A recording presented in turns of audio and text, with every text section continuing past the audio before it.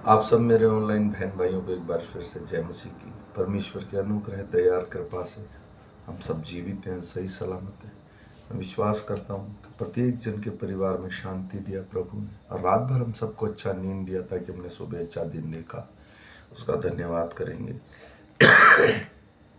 पिछले पूर्वोत्थान दिन से लेकर इस पूर्वोत्थान दिन तक बचा के रखा ताकि हम तेरी महिमा और करुणा को देख सकें और जान सकें। आपने हफ्ता भर बचा के रखा प्रभु, इसलिए हम तेरे वचन से पहले आइए एक छोटी सी प्रार्थना करेंगे ताकि हम पवित्र आत्मा को पा सकें। धन्यवाद धन्यवाद धन्यवाद हे महान परमेश्वर, हे करुणा में, हे सामर्थ्य और जवंत परमेश्वर, तेरा धन्यवाद। तू ही आदर के योग्य है, महिमा के योग्य है, स्तुति के योग्य परमेश्वर है। तेरे पवित्र नाम को धन्यवाद करता हूँ प्रभु जी। हे शांति के राजकुमार प्रभु, प्रत्येक सुनने वाले को, ऑनलाइन सुनने वाले को, मुझको प्रभु तो पवित्र आत्मा दे ताकि प्रभु ये वचन मेरे हृदय में, मेरे मन में और मेरे जीवन में काम करने पाए प्रभु। तेरी पवित्र आत्मा के बगैर हम कुछ भी नहीं कर सकते प्रभु।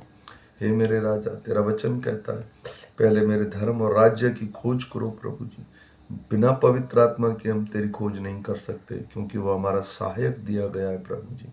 इसलिए मैं विश्वास करता हूँ जितने ऑनलाइन भाई बहन है प्रभु, तू दूर का भी परमेश्वर है और पास का भी परमेश्वर। प्रत्येक हृदय को छू ले प्रभु, बल दे मेरे राजा, ताकि तेरा वचन उस हृदय में बोया जा सके। सारा आदर महिमा तुझे देता हूँ प्रभु यीशु, आमीन। मेरे भाई और बहनों, आज सुबह के सुंदर समय परमेश्वर ने जो मिलने का मौका दिया, मैं कोई पास्टर नहीं, मैं एक विश्वासी हूँ। मैं बेसिक बाइबल पढ़ता हूँ, बाइबल रीडिंग, ताकि जितने मेरे बहन भाई इसे सुनना चाहें उनको तक वचन पहुँचे, और वो कभी भी अगर चर्च में जाएं तो उस वचन को अच्छे से समझ पाएं। इसलिए आज हम पढ़ेंगे मरकुस की पुस्तक में से 11 अध्याय का 19 से लेकर 33 वचन तक। इसके पढ़े और सुने जाने पर प्रभु की आशीष हो।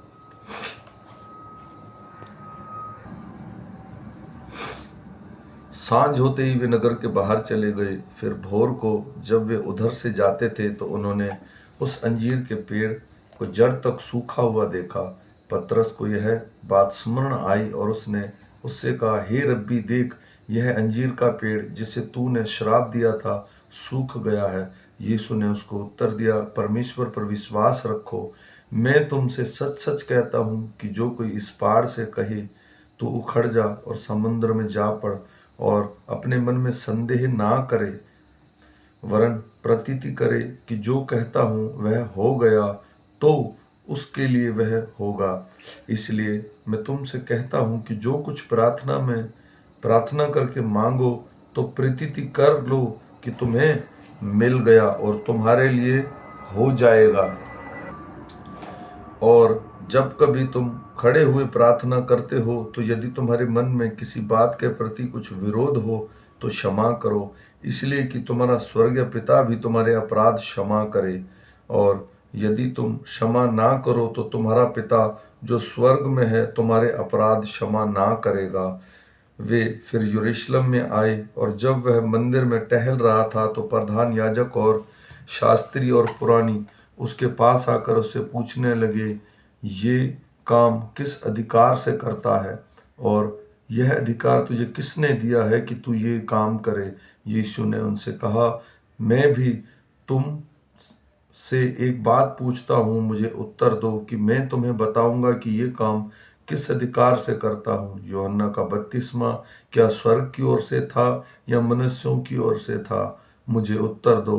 तब वे आपस में विवाद करने लगे कि यदि हम कहें स्वर्ग की ओर से तो वह कहेगा, फिर तुमने उसकी प्रतीति क्यों नहीं की? और यदि हम कहें मनुष्यों की ओर से तो लोगों का डर है, क्योंकि सब जानते हैं कि यूहन्ना सचमुच भविष्यवक्ता था। अंत उन्होंने यीशु को उत्तर दिया, हम नहीं जानते। यीशु ने उनसे कहा, मैं भी तुमको नहीं बताता कि ये काम किस अधिकार से करता हूँ।